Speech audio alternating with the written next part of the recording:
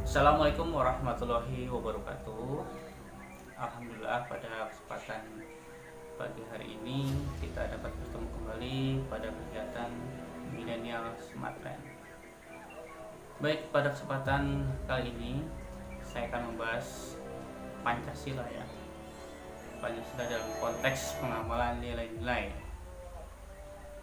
Pancasila sebagai ideologi negara, nilai-nilainya tidak ada yang bertentangan dengan agama. Semuanya berkesesuaian.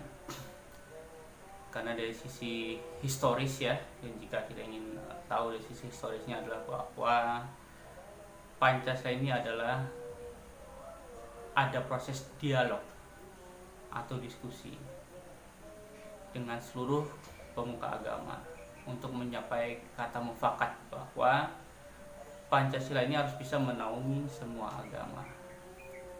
Jadi karena negara kita adalah bukan negara agama, tetapi negara beragama, yang artinya adalah negara yang terdiri dari beberapa agama, dan itu harus berjalan secara harmonis.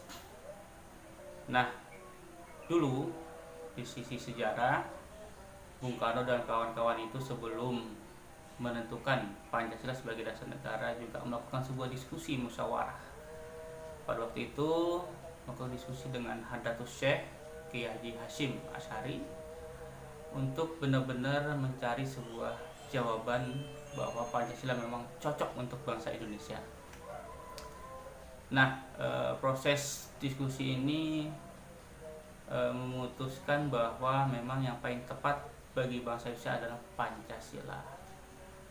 Karena melalui perenungan selama 3 hari yang dilakukan oleh Pak Kiai Haji Hashim, melalui proses tirakat, berzikir, berpikir, melakukan sholat, sholawat, dan lain-lain. Jadi tidak sembarangan dalam menentukan Pancasila itu, karena proses perjalanan rohaninya cukup panjang dilakukan oleh Hadratus Syekh Kiai Haji Hashim Asy'ari untuk kemudian bisa memberikan jawaban bahwa memang Pancasila ini adalah yang terbaik untuk bangsa Indonesia. Sekarang yang paling penting adalah bagaimana kita bisa mengamalkannya dalam kehidupan sehari-hari. Karena kata kunci yang paling penting adalah pengamalan. Percuma hanya kita cakap secara teori tapi tidak cakap dalam pengamalan. Ambil contoh saja dalam pengamalan sila pertama, yaitu ketuhanan yang Maha Esa. Pengamalannya adalah yang muslim pasti sudah tahu bahwa melaksanakan sholat, melaksanakan puasa, zakat, haji, dan lain-lain. Melakukan kegiatan-kegiatan yang benar kebaikan dan kebajikan.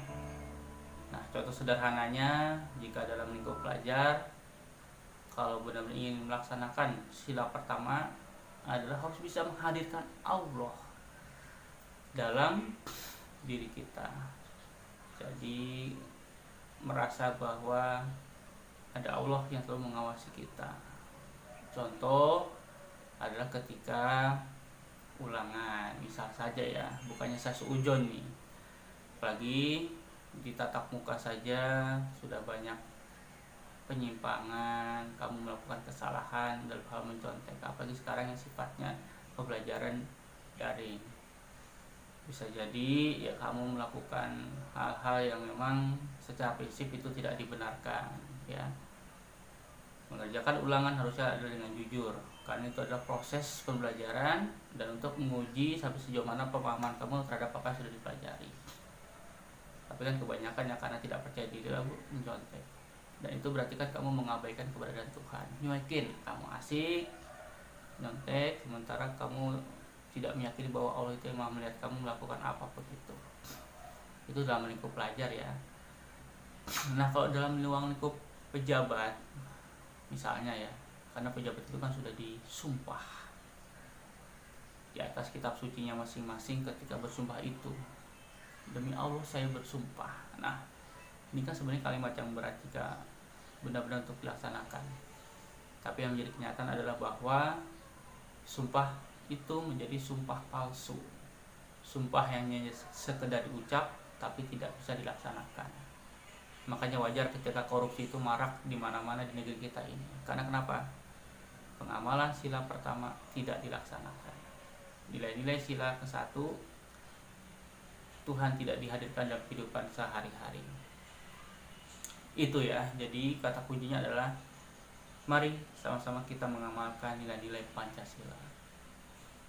Baik anak-anakku semua, saya sudah menyampaikan sila pertama ya, untuk kegiatan mandiri, karena saya ingin bahwa kamu tetap harus bisa belajar mandiri ya. Petunjuknya adalah silakan kamu mengisi nanti di kolom komentar ya, di link YouTube yang nanti akan saya kirim. Untuk menjawab pertanyaan sederhana saja ya, silakan kamu cari bagaimana cara pengamalan sila kedua, 3, 4, dan 5 ya, itu saja. Jadi jawabannya langsung tulis di kolom komentar, isi nama dan kelas ya, ketik nama dan kelas, kemudian jawabannya langsung kirim di link YouTube saya. Itu saja anak-anakku, pembelajaran singkat ya pada pagi hari ini. Selanjutnya adalah kamu belajar mandiri, dan setelah itu nanti kita akan bahas kembali pada pertemuan selanjutnya, karena saya akan mengupas nilai-nilai Pancasila sila kedua, 3, 4, dan 5.